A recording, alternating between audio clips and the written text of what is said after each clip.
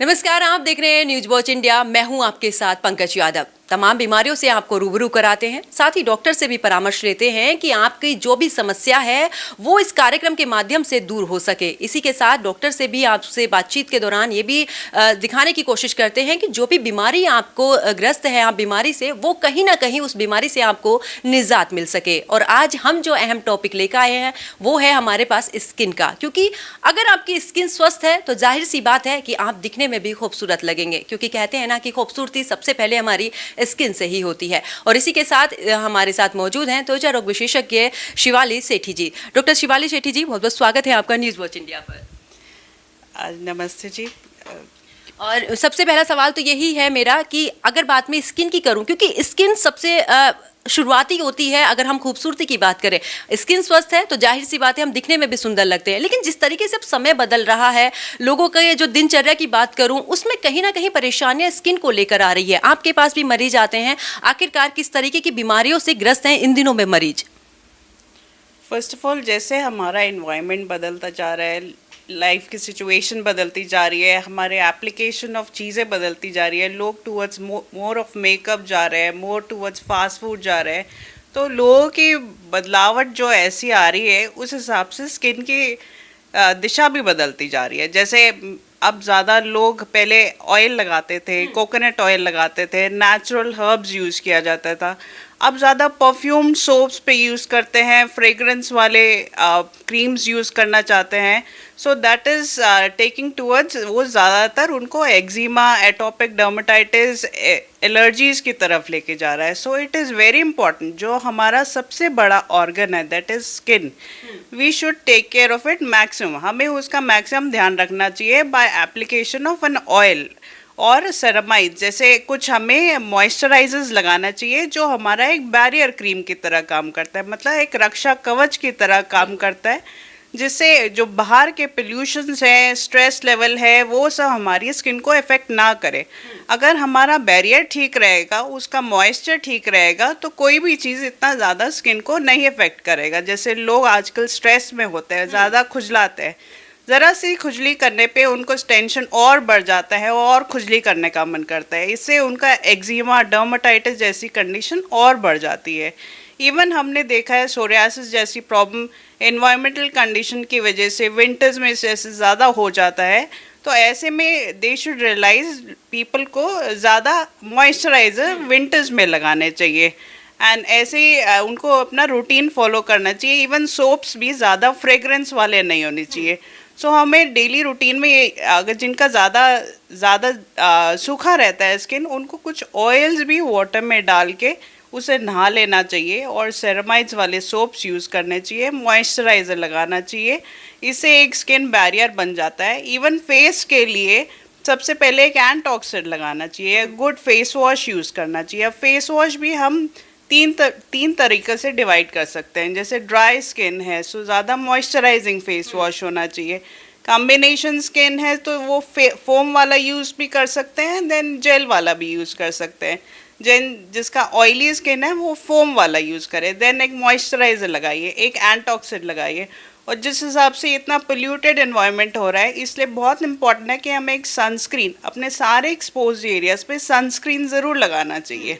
इससे हमारी पिगमेंटेशन की प्रॉब्लम, जैसे आजकल मेलास्मा लेडीज़ को ज़्यादा हो रहा है, इवन मेन को भी ज़्यादा हो रहा है, so we should apply sunscreen. पर लोग रियलाइज़ नहीं करते कि सनस्क्रीन सिर्फ 3 घंटे के लिए काम करता है।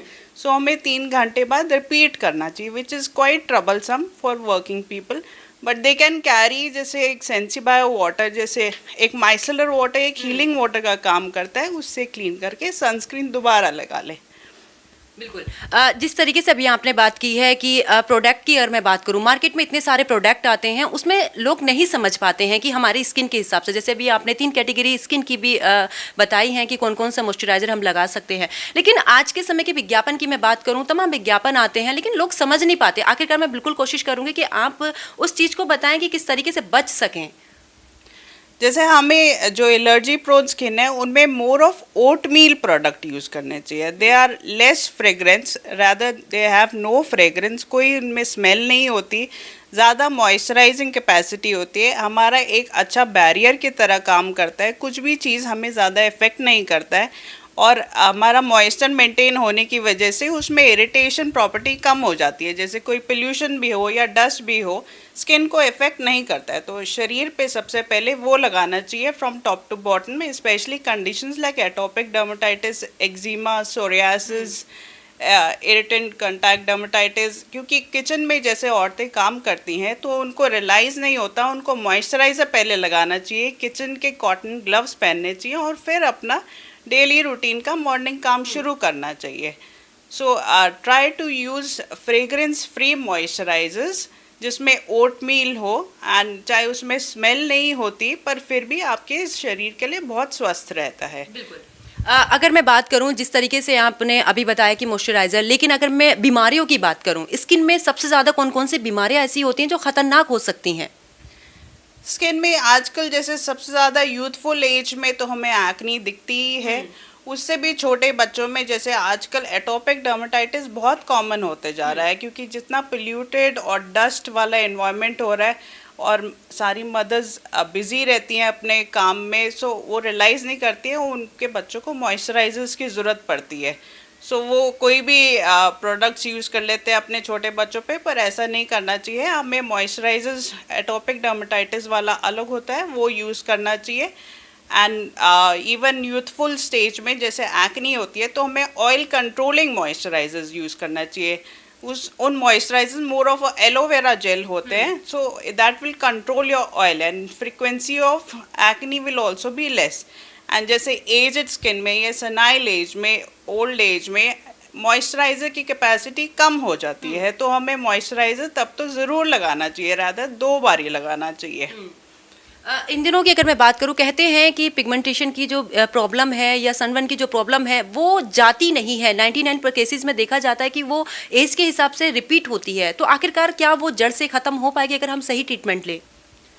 सही बात है. ये जो पिगमेंटेशन है, क्योंकि वो ऐसा कुछ नहीं बीमारी है कि जो कुछ महीनों के लिए है, क्योंकि लोगों को रियलाइज़ नहीं होता कि सनस्क्रीन एक ऐसी चीज़ है जो उनको लाइफ लॉन्ग यूज़ करनी है. और सनस्क्रीन हमें वो नहीं यूज़ करनी है जो ऐसे एड्स में पब्लिश होती है. We should use properly recommended by the doctor. And sunscreen का असर ज़्यादातर 3 से 4 घंटे तक रहता है. सो वी शुड री apply sunscreen, and sunscreen should be applied 15 minutes prior to sun exposure. So that is very important, reapplication of sunscreen. And लोग मेकअप को आजकल ज़्यादा प्रेफर करते हैं than sunscreen. If makeup required for camouflage, we can use a tinted sunscreen which is easily available in the medical market also. बिल्कुल. बात करें laser treatment की, क्योंकि आज की अगर मैं बात करूं तो कुछ लोग लेज़र ट्रीटमेंट की तरफ ज़्यादा अग्रसर है. उन्हें लगता है कि जल्दी से अगर हमें किसी चीज़ से छुटकारा पाना है तो लेज़र ट्रीटमेंट कराइए. तो आप क्या कहती हैं, कितना असरदार लेज़र ट्रीटमेंट रहता है? लेज़र, यस, मैं कहूँगी कि काफ़ी डीप एंड तक जाता है पिगमेंटेशन के मामले में. Yes, we can go ahead with laser, पर in extreme cases. First, we should realize people कि लोगों को realize कराना चाहिए कि सनस्क्रीन और बाकी डेली रूटीन कितना इम्पोर्टेंट है. वो उसके साथ में जितना हद तक पिगमेंटेशन कम हो सकता है अच्छी बात है. Then we should follow certain categories of lasers. Like fractional CO2 can be used, IPL lasers can be used, Q-stitch laser आजकल काफ़ी काम कर रहा है. That carbon peel is best. These are the products which can decrease your pigmentation. वो pigmentation को damage करता है and flow out कर देता है through body से. But it is always having a tendency to come back. So we should continue the daily routine of application of sunscreen and a lightening agent daily. And also free radicals can be deposited, so it is very important that we should protect our skin from like wearing sunglasses or even umbrellas. That is very important. The lightening agents is very important. Antioxidants is very important. Antioxidant हम daily जैसे skin पे लगा सकते हैं, जैसे sunscreen से पहले vitamin C लगा सकते हैं, टायरोडिन ट्राइनेक्सेमिक एसिड लगा सकते हैं. Oral antioxidant are very important. Even हमारी डाइट में भी कुछ एंटीऑक्सीडेंट होते हैं जो इससे हमारे फ्रूट्स में होते हैं. सो आजकल बच्चे जैसे फ्रूट्स कम खाते हैं, so it is very important कि हमें उनको रियलाइज़ कराएं कि fruits are very important to have a good healthy diet. बिल्कुल। अभी जिस तरीके से आपने डाइट की बात की है, बहुत इफेक्ट पड़ता है। कहते हैं कि किसी भी बीमारी का, अगर पेट आपका खराब है तो कोई ना कोई बीमारी आपको घेर लेती है, और सीधे तौर पर यह भी माना जाता है कि अगर आपका पेट खराब है तो उसका असर खास करके आपके चेहरे पर नजर आता है, और हमने ये देखा भी है। तो किस तरीके से डाइट को फॉलो करें, किस तरीके से हम डार्क सर्कल हो जाते हैं हमें, या अभी जिस तरीके से हम इतनी बीमारियों की बात कर रहे थे, उनसे छुटकारा पा सकें? देखिए, डार्क सर्कल जहाँ तक है, डार्क सर्कल हमारे पूरे शरीर, हमारे पूरे लाइफस्टाइल को डिपेंड करता है। बिकॉज डार्क सर्कल सिर्फ हेरिडिटरी नहीं, हमारी नाइट स्लीप, हमारे स्ट्रेस लेवल, उन सबको डिटरमाइन करता है। डार्क सर्कल कई बारी सिर्फ एक घिरे हुए गड्ढे की वजह से, ऊपर की शैडोइंग की वजह से भी होता है। तो वो शैडो तो फिल इन कर सकते हैं bye doing fillers. So dark circle is also sometime in women more common because of deficiency of iron की वजह से भी, प्रेगनेंसी के बाद जैसे ज़्यादा हो जाता है। सो डाइट की वजह से भी हो गया। So it is very important कि हम अपनी रेगुलर अच्छी ग्रीन लीफी वेजिटेबल्स वाली डाइट खाएं, प्रॉपर सोएं, स्ट्रेस कम लें। हेरिडिटरी पार्ट वाला वी कैन नॉट एलिमिनेट, पर अंदर जो गड्ढे होते हैं we can eliminate by doing fillers, जो थोड़े से महंगे आते हैं। एंड येस, ऑफ कोर्स, हमें एक लाइटनिंग एजेंट और सनस्क्रीन उसके लिए ज़रूर लगाना चाहिए, एंटीऑक्सीडेंट ज़रूर खाना चाहिए। बिल्कुल। लेकिन जिस तरीके से बात करें कि एलर्जी, क्योंकि गर्मी का मौसम शुरू होने वाला है, तमाम तरह की दिक्कतें होती हैं, घमौरियाँ होती हैं, लेकिन लोगों में जो एलर्जी वाली बात है वो बहुत ज़्यादा निकल कर सामने आ रही। अभी की अगर मैं बात करूं, जैसे दाद होते हैं, या हम जिस तरीके से बात करें फंगस की, क्योंकि फंगस टाइप से भी कुछ बीमारियां हमारे शरीर में आ जाते हैं, जिस वजह से कि स्किन और भी ज़्यादा ख़राब दिखनी शुरू हो जाती है। ये इस गर्मियों में ये प्रॉब्लम ज़रूर होती है, हर दूसरे जने को फंगल की इन्फेक्शन होती है। So it is very important, क्योंकि हम जैसे स्वेट करते हैं, दिल्ली की इतनी गर्मी में पसीने आते हैं, तो ये एनवायरनमेंट में हम स्वेट करते हैं तो fungus tends to grow, and fungus is in the air, catches from one person, एक जने से दूसरे जने पे जाता है। सो हम अपना ध्यान रखें, बाय एप्लीकेशन अपने एंटी फंगल पाउडर अप्लाई करें। अगर फंगस हुआ है तो उसकी मेडिसिन ज़रूर अप्लाई करें और ज़रूर खाएं जैसे डॉक्टर ने बताया, और उसको जल्दी नहीं छोड़े, बल्कि 1 महीना बियॉन्ड द कंप्लीट डिसअपीयरेंस, जब वो पूरा गायब हो गया है, उसके भी 1 महीने बियॉन्ड तक यूज़ करना चाहिए। और किसी भी इंसान को 2 बारी कपड़ा ज़रूर बदलना चाहिए, क्योंकि पसीने से भी ये फंगल इन्फेक्शन बढ़ता है। बिल्कुल। जिस तरीके से अगर बात करें स्किन पर, अभी गर्मी का मौसम है, तो कहीं ना कहीं जो ब्लैकनेस आती है, जो डलनेस हमारे फेस पर नजर आती है, उससे किस तरीके से बचे? स्किन पे जो ये डलनेस आती है, बिकॉज लोग रियलाइज नहीं होते, हमें टैनिंग भी हो जाती है, क्योंकि सनस्क्रीन का असर, अगर कोई सनस्क्रीन भी लगाता हो वो भी कहता है कि हमें टैनिंग हो गई, पर ऐसा नहीं होता है, क्योंकि हमें डस्ट लग जाता है। सो हमें वॉश करना चाहिए अपना फेस हर 3-4 घंटे बाद, और कोई micellar water, it's a healing water, वो अप्लाई करना चाहिए। एंड देन सनस्क्रीन अप्लाई करना चाहिए, एंटीऑक्सीडेंट लगाने चाहिए, जैसे विटामिन सी है, ट्राइनेक्सिमिक एसिड है, जो फेयरनेस लोशन है, ग्लूटाथियोन खाना चाहिए। अब तो लोग ग्लूटाथियोन के इंजेक्शन लगाते हैं, वो लगवाना चाहिए। So it is very good as a de tanning agent. Sometime हम डी टैनिंग फेस मास्क भी लगाते हैं, जो हफ्ते में 2-3 बार ही अच्छे रहते हैं, और लाइटनिंग एजेंट बहुत ज़रूरी होता है, जैसे कोजिक और glycolic acid is very good. And retinol, ये रेटिनॉल मदद करेगा पुरानी डेड डैमेज टिश्यू को रिमूव करने में और नई त्वचा बनाने में, जो एक एज के बाद नहीं बनती है, इसलिए हमारी त्वचा और काली लगने लग जाती है। बिल्कुल। अभी जिस तरीके से आपने स्किन की बात की कि जो पहली लेयर होती है वो बहुत इंपॉर्टेंट होती है और उसका ख्याल रखना बहुत ज़रूरी होता है, तो किस तरीके से उसका ख्याल रखें ताकि जो बाकी की लेयर है वो सुरक्षित रह सकें? देखिए, हम पहली लेयर के लिए ये और ज़रूर कर सकते हैं, उसको और स्ट्रेंथन बना सकते हैं और ग्लोई लुक कर सकते हैं बाय ईटिंग सर्टन एंटीऑक्सीडेंट्स, जैसे विटामिन सी हो गया, ग्लूटाथियोन हो गया, ट्राइनेक्सिमिक एसिड हो गया। एंड एंटीऑक्सीडेंट्स होते हैं जो फ्री रेडिकल की तरह हमें डैमेज ना करे, और सनस्क्रीन लगा के। एंड कुछ प्रोसीजर्स आजकल काफ़ी अच्छे आए हैं, जैसे हम लेजर्स होते हैं जिसमें डेड टिश्यू एक्सफोलिएट कर देते हैं, नई टिश्यू बनाते हैं, विच लुक्स मोर ग्लोई, जैसे उसमें मीजोथेरेपी करके मोर ग्लोई प्रोडक्ट हो जाता है फिर वो। बिल्कुल। बात इस दौरान करें क्योंकि देखिए तमाम तरह की दिक्कतें तो हमारी स्किन में आती हैं, लेकिन खान-पीन की अगर बात की जाए तो जो फ्रूट्स होते हैं उनका एक अलग ही महत्व होता है। अगर आपकी डाइट अच्छी है, आप डेली फ्रूट्स लेते हैं, लेकिन जिस तरीके से स्ट्रेस लेते हैं उसका भी कहीं न कहीं असर हमारी स्किन पर नज़र आता है। मैं बिल्कुल चाहूँगी कि इस समय गर्मी में कौन-कौन से ऐसे फ्रूट्स खाएँ ताकि जो स्किन है वो ग्लो कर सके? गर्मी में और अदरवाइज भी सबसे इम्पोर्टेंट हमारे पास होते हैं सिट्रस फ्रूट्स, जिसमें maximum quantity of vitamin C होता है। So we should eat more of citrus fruits, जिससे एक तो हमारा विटामिन सी लेवल बॉडी का भी बढ़ जाएगा, जो सिर्फ स्किन के लिए नहीं, ओवरऑल ही हमारी इम्यूनिटी के लिए भी बहुत अच्छा जाता है। और जैसे कभी थके हुए होते हैं तो हमें कुकुम्बर, पपाया या वाटरमेलन का पैक बना के भी लगाना चाहिए, तो जिससे हमारी सारी टायर्डनेस दिन की वो भी उतर जाती है। It gives you a more glowy look.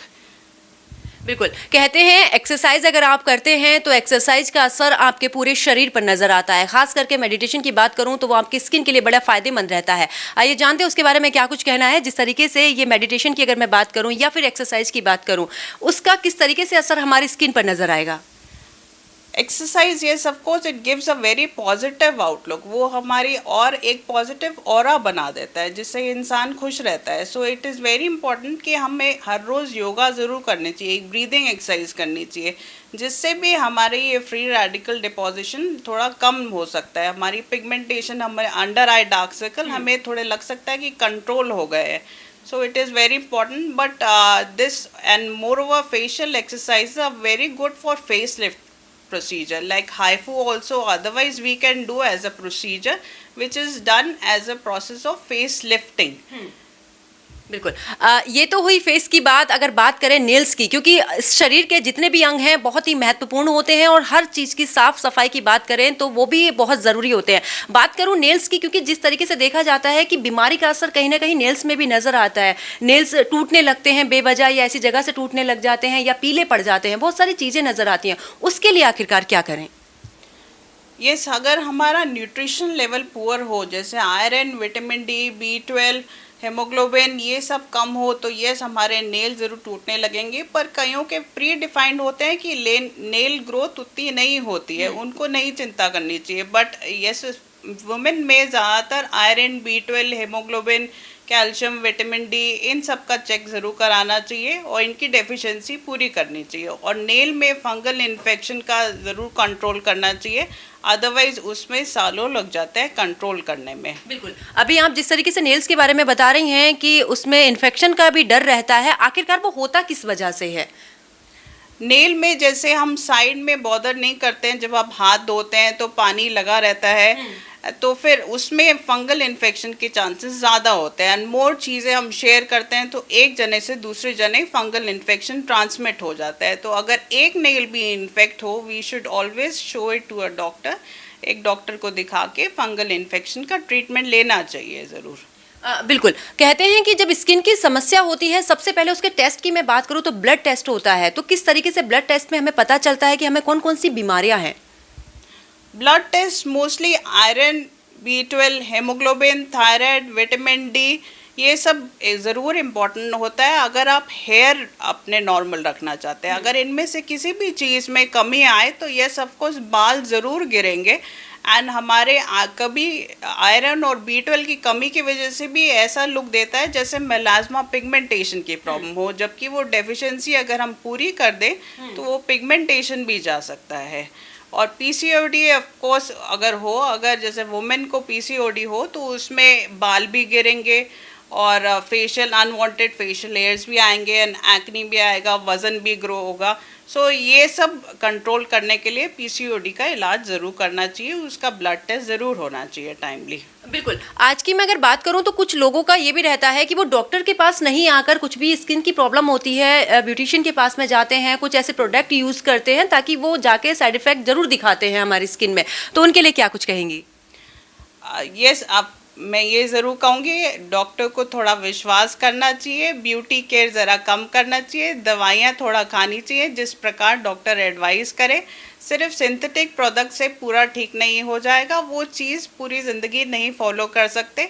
Rather वो आर्टिफिशियल नेल्स लगा के भी नेल डैमेज हो जाता है, केराटिन ट्रीटमेंट करा के भी हेयर फॉल हो जाता है, फेशियल पे मेकअप करा के भी एजिंग ज़्यादा हो जाता है और एक्नी शुरू हो जाता है। सो हमें प्रॉपर ऐसा एडवाइस लेना चाहिए डॉक्टर से, जिससे हम अपना बिना मेकअप से ही बड़ा अच्छा स्किन कैरी कर सकें और बाल अच्छे रख सकें by following certain lotions and serums. And also अपने नेल को हेल्दी रखना चाहिए, उनका ध्यान रख के। बिल्कुल, ये बात तो हुई मेडिसिन की, क्योंकि एक मेडिकल के तौर पर मैं बात करूं, अगर हमारी जो रसोई होती है वो बहुत सारी जड़ी बूटियों से भरी होती है, हमें पता भी नहीं होता। अगर कुछ लोग ऐसे होते हैं जिन्हें स्टार्टिंग में कुछ ऐसी प्रॉब्लम्स होती हैं, तो वो किस तरीके से घर में भी वो चीज़ें यूज़ कर सके ताकि वो उस चीज़ को आगे ना बढ़ा सकें, क्योंकि डॉक्टर के पास जाते जाते बहुत समय हो जाता है, लोग तब जाते हैं जब बिल्कुल लास्ट में वो पोजीशन आती है। लेकिन घर में रह के किस तरीके से अपना बचाव करें? थोड़ा सा जैसे हमारे घर में भी उपाय होता है, जैसे हम बहुत टायर्ड होते हैं, हम दही में थोड़ा सा शुगर और या फिर हनी मिला के उसको एज अ स्क्रब बना सकते हैं। जब हम बहुत थकावट होती है तो उसमें से मसाज करके हम ऑयलीनेस रिमूव कर सकते हैं। या फिर कभी टैनिंग का मन करे, टैनिंग रिमूव करना हो, तो कुकुम्बर को काट के हम स्पेशली अपनी आईज़ पे लगा सकते हैं। थोड़ा हमें फील होता है कि इसको 15 मिनट लगा के डार्क सर्कल्स भी कम हो गए और कलर भी बेटर इन्हांस लगता है और हम थोड़े रिफ़्रेश लुक में होते हैं। वाटरमेलन भी इस हिसाब से लगा सकते हैं जिससे बेटर लुक आएगी। इवन बनाना को भी कभी क्रश करके दही में वैसे भी उसको एज अ फेस पैक बना सकते हैं। बिल्कुल। जिस तरीके से मैं अभी तो ये स्किन की बात हुई, मैं बालों की अगर बात करूं, क्योंकि डैंड्रफ की समस्या कहते हैं कि सर्दियों में ही रहती है, लेकिन वो गर्मियों में भी नजर आती है पसीने की वजह से, भले ही वो हमें नजर नहीं, लेकिन डैंड्रफ की जो समस्या है वो बहुत ही ज़्यादा बढ़ती जा रही, वो कम होने का नाम नहीं ले रही। डैंड्रफ की इसलिए समस्या बढ़ रही है क्योंकि लोग ज़्यादा ऐसे सिरम्स यूज़ कर रहे हैं जो ऐसे एडवाइजेबल नहीं है। अगर डैंड्रफ में ज़्यादा है तो we can do mustard oil.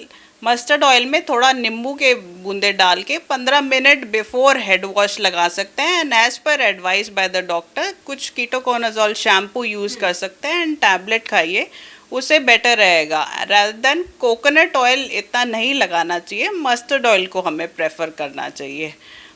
बिल्कुल।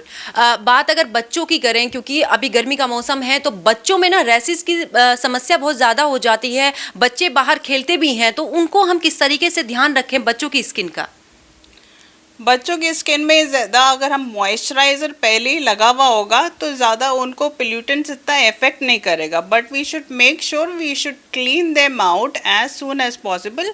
ज़्यादा उनके सिरम्स वो more of a milky moisturising based wash होने चाहिए, ज़्यादा हार्ड वॉश नहीं यूज़ करने चाहिए।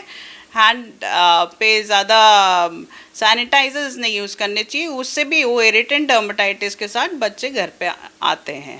बिल्कुल। ये भी कहा जाता है कि जो समस्याएं स्किन में होती हैं वो कहीं ना कहीं स्किन कैंसर के भी रूप में चली जाती है। अगर मैं बात एज की करूं, किस एज में सबसे ज़्यादा कैंसर के जो चांसेस हैं वो बन पाते हैं? आजकल कैंसर बल्कि अबनॉर्मल ग्रोथ बड़े यंग एज में ही दिखनी शुरू हो गई है। We should capture that fact क्योंकि इतना पोल्यूशन हमारे इधर हो रहा है। So we should apply sunscreen very regularly. कोई भी अबनॉर्मल ग्रोथ आपको स्किन पे दिख रही है जिसका साइज़ अबनॉर्मली बढ़ता जा रहा है, जैसे स्किन पे कुछ ब्लैक कलर का लटका हुआ है या ब्लैक मोल हम सोच रहे हैं इतने साल से पर वो बढ़ता जा रहा है, तो हमें इमीडिएटली डॉक्टर को दिखाना चाहिए, उसकी बायोप्सी उसको निकलवा देना चाहिए। क्योंकि squamous cell carcinoma, basal cell carcinoma जो हम सोच रहे हैं बस एक काली बूंद है या हमारा स्किन टैग है, पर ऐसा नहीं है, उसकी बायोप्सी करानी चाहिए, डॉक्टर को दिखाना चाहिए। अगर मैं शुरुआती लक्षणों की बात करूं कि किस तरीके से स्किन कैंसर के जो लक्षण हैं वो नज़र आते हैं शुरुआती तौर पर? एक अबनॉर्मल सी पिगमेंटेशन जो एकदम से आ गई हो या एकदम बढ़ रही हो साइज़ में और कंट्रोल नहीं हो, या कोई हार्ड मास फील हो रहा हो और साइड पे कोई पेन हो रहा हो, तो we should definitely show it to a doctor. हमें जाके क्लिनिक में दिखाना चाहिए, उसका इलाज कराना चाहिए। अगर मैं इसके टेस्ट की बात करूं, क्योंकि कैंसर का नाम सुनते ही लोगों के हाव भाव ही उड़ जाते हैं कि चाहे वो स्किन कैंसर हो या कोई भी हो, मैं स्किन कैंसर की जांच की बात करूं तो किस तरीके से होती है? सबसे पहले उसकी बायोप्सी करानी चाहिए, वो मास क्या है वो पता चलना चाहिए। And fine needle aspiration cytology, ये FNAC ज़रूर कराना चाहिए। वो डॉक्टर बायोप्सी की जांच के बाद करते हैं देखने के लिए कि किस प्रकार के सेल होंगे उधर। बिल्कुल। मार्केट में इतने प्रोडक्ट आते हैं, लोग अवेयर नहीं रहते हैं, जो भी दिखाते हैं टीवी में या किसी भी विज्ञापन में दिखाते हैं, लोग उसकी तरफ ज़्यादा जाते हैं। लेकिन क्या उन प्रोडक्ट का असर भी स्किन कैंसर की तरफ हमें ले जा सकता है? जैसे आजकल ज़्यादा attractive products, colourful products, fragrance वाले प्रोडक्ट्स यूज़ हो रहे हैं, पर लोगों को रियलाइज़ नहीं हो रहा। वो नाम तो जैसे नॉर्मल रख देते हैं, जैसे केराटिन रख देते हैं, पर वो खुद रियलाइज़ नहीं करते। जो लगा रहा होता है वो खुद का मुंह कवर रखता है, अपने आप को हेल्दी रखने के लिए अपनी प्रोटेक्शन करता है, पर जिसके ऊपर लगा रहा है वो उसके उस बालों पे क्या असर हो रहा है, उसका कितना हेयर फॉल होगा। सो वो हम बिना रियलाइज़ किए हम अपने शरीर पे लगवा लेते हैं। सो हमें श्योर रहना चाहिए कि इतने फ्रेग्रेंस वाले प्रोडक्ट्स, इतने सिंथेटिक प्रोडक्ट जो दिखने में इतना सुंदर लगे, पर वो इतने ज़्यादा प्रूफ नहीं होते, इतने ज़्यादा सेहतमंद नहीं होते हैं हमारे शरीर के लिए। बिल्कुल, जिस तरीके से अभी आपने बताई कैरेटिन को लेकर, क्योंकि लोगों का ये भी रहता है, खास करके अगर मैं महिलाओं की बात करूं तो उनका ये रहता है कि ईजिली कोई भी हमें ट्रीटमेंट मिले, बहुत ईजिली हमारे बाल स्मूथ हो जाए, और लगातार हम जो इलेक्ट्रिकल जो हमारे प्रोडक्ट हैं जैसे स्ट्रेटनर हुए, ये क्या इन सब का असर हमारी स्किन पर पड़ता है?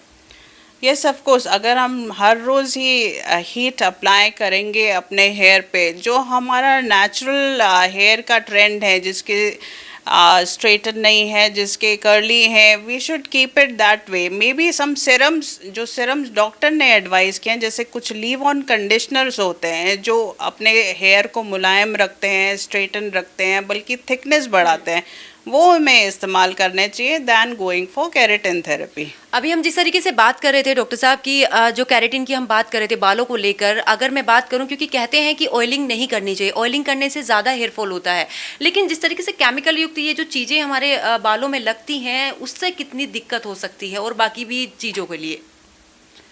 जैसे ये केराटिन बेस्ड हमारे पे लगता है, उससे हमारे हेयर के बीच में जो होल्डेज वाला बॉन्ड होता है, जैसे डाइसल्फाइड बॉन्ड होता है, वो ब्रेकअप हो जाता है। पीपल डोंट रियलाइज कि वो डाइसल्फाइड बॉन्ड ब्रोक होने की वजह से हमारे हेयर बिल्कुल पैरालाइज लाइक स्ट्रेट हो जाता है, बल्कि उनको लगता है कि वो कंपाउंड से हो गया एंड वो खुश रहते हैं।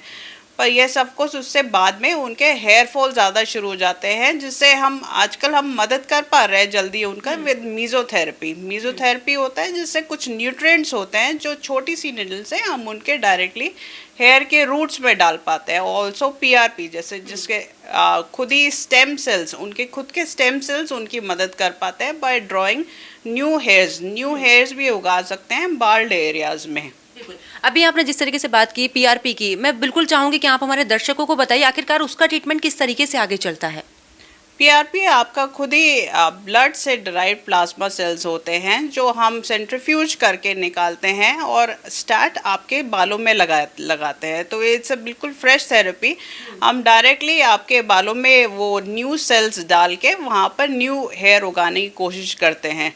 That is quite 70% approved and with मीज़ोपेन या फिर डर्मा नीडलिंग उसके साथ किया जाता है। इवन हम हेयर ट्रांसप्लांट के साथ भी PRP थेरेपी कर रहे हैं। सिर्फ सर पे ही नहीं, आजकल ये प्लाज्मा सिर्फ फेस पे भी इंजेक्ट किया जा रहा है। जैसे फिलर्स हमें वो जो एंटी एजिंग प्रोसेस होता है उसकी जगह हम PRP डाल रहे हैं, जिससे आपकी लाइंस और झुर्रियाँ और इवन ओपन पोर्स तक रिड्यूस हो रहे हैं।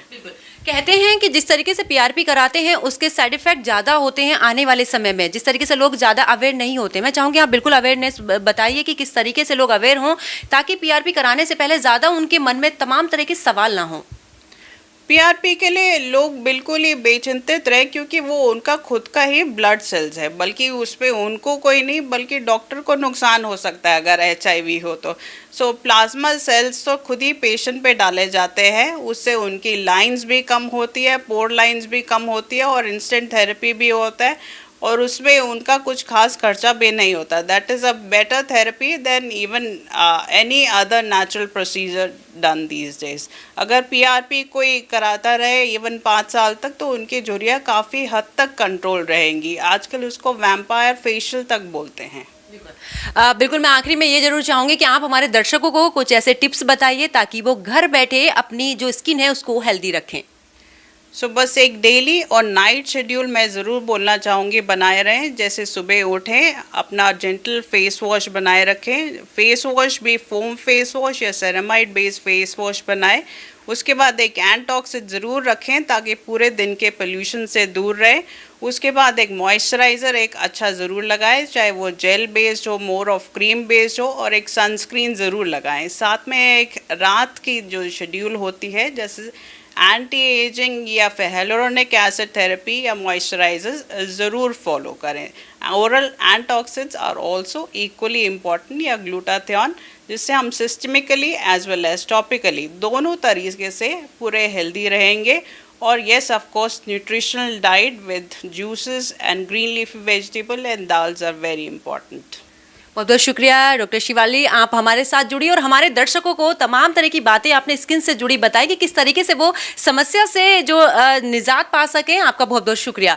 तो आज हमने अपने कार्यक्रम में आपको त्वचा के बारे में बताया कि आपकी स्किन किस तरीके से हेल्दी रह सकती है, लेकिन वही बात है कि आप कोशिश कीजिएगा कि जो केमिकल युक्त जितने प्रोडक्ट हमारे बाजार में मिलते हैं उसको सही और उसको देख के इस्तेमाल करिए। डॉक्टर की राय जरूर लीजिएगा, क्योंकि अगर आप बिना डॉक्टर के अपनी स्किन पर कुछ भी लगाते हैं तो कहीं ना कहीं वो आपके लिए हार्मफुल हो सकती है। तो जिस तरीके से डॉक्टर ने आज हमें राय दी है, अपना उनका परामर्श रहा है कि आप डॉक्टर से एक बार जरूर कोई भी समस्या है उसको लेकर जाइए और सही समय पर उसका इलाज कराइए, और खास करके अपनी डाइट का ख्याल रखिए, क्योंकि आप सही डाइट लेते हैं तो आपका शरीर स्वस्थ रहता है। शरीर स्वस्थ रहेगा तो सीधी सी बात है कि आपकी स्किन भी काफी ग्लो करेगी और आपको कोई भी परेशानी नहीं होगी। इसी के साथ मुझे दीजिए इजाजत। नमस्कार।